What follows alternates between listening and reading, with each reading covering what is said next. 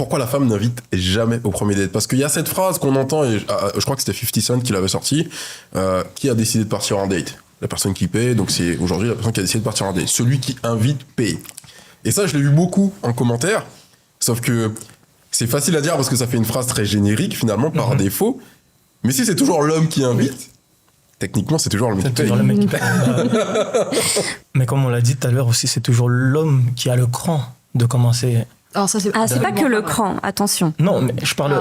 Elle l'a dit tout à l'heure à peu près. Oui, en fait, c'est une forme de courage. C'est une forme de courage de proposer, d'inviter la personne à aller dîner. Mais ça dépend vraiment des profils et de la femme que tu as en face de toi. Parce que moi, j'attends pas qu'un mec me propose si j'ai envie de le voir. Ah oui, après, je généralise pas, tu vois, je le dis directement. Je globalise, mais je fais pas du cas par cas, tu vois. Oui. On vient de se connaître et tout, donc je peux pas le savoir. Non, mais je dis ça parce en général. Je dis ça, pardon, excuse-moi, je t'ai coupé encore, mais parce que c'est un truc que j'entends souvent. Les hommes qui pensent que c'est toujours eux qui proposent. Mais moi, franchement, dans mon entourage de copines, mais on n'attend pas du tout. Hein. Est-ce que c'est pas une question d'éducation aussi? Parce que je prends mon exemple. Je pense que ça joue. Je l'ai dit moi au premier podcast, tout ce qui concerne le monde de la séduction, les rencontres, j'ai baigné dedans depuis gamin parce que ma mère, elle m'avait mis devant les Walt Disney, donc c'était les phénomènes un peu, les princesses qui se faisaient courtiser, le prince charmant qui gérait un peu tout. Et donc, à titre d'exemple, je sais que moi, par exemple, tous les dimanches, j'offrais des fleurs à ma mère. C'était comme ça, c'était mon petit rituel. Chacun son rituel et son éducation.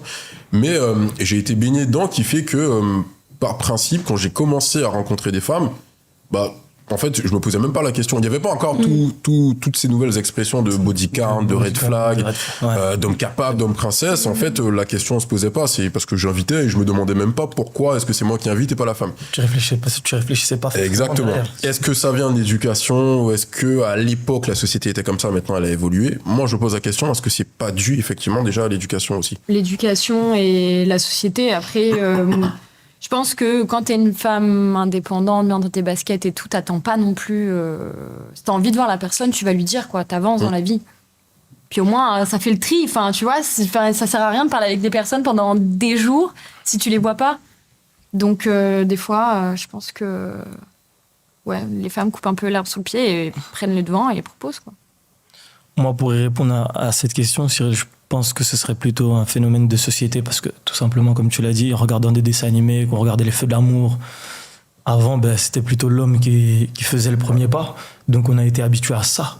Et aujourd'hui, je pense que les générations futures, justement, c'est là qu'il va y avoir un très grand enjeu, tu vois, parce que peut-être que dans les générations futures, lorsque le serveur va venir avec son petit truc là, à la fin du date, peut-être qu'il mettra au milieu et pas qu'à l'homme, tu vois. Donc c'est pour ça que je parle plutôt de société et d'éducation. Parce que moi, franchement, en tant que... Voilà, j'ai eu une éducation africaine et j'ai pas forcément vu souvent mon père en mode courtiser ma mère ou ce genre de choses-là. Ils sont plutôt très pudiques sur ces points-là, tu vois. Et c'est pour ça que je dis plutôt que c'est par rapport à la télé, les séries, dessins animés, donc... Pour moi, ça reste un phénomène de société. Moi, je pense que les origines, ça joue quand même. Parce qu'en fonction des profils, moi, je suis tombée sur des gars où si je leur parle, on peut se partager la note ou autre, ça leur fait moins c'est moins problématique que certaines personnes. Pour eux, dans leur culture, ils ont été éduqués comme ça. C'est hors de question qu'une femme paye. Donc, je pense qu'il y a quand même comment on a été éduqués et la culture que l'on a. Je suis d'accord avec toi là-dessus, parce que j'ai une copine avec qui, justement, je lui disais que je serais là aujourd'hui. Et elle m'expliquait, donc eux, ils sont bosniaques, et elle m'expliquait que si elle paye quelque chose, mais son mari pète un câble.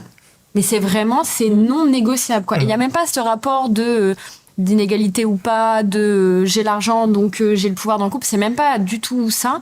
C'est vraiment dans leur tradition, religion, c'est l'homme qui paye et... C'est normal. Il n'y a même pas le sujet, en fait.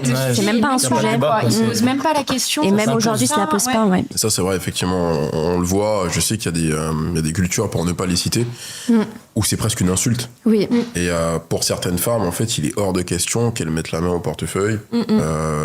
Peu importe aujourd'hui le lieu du date, l'activité.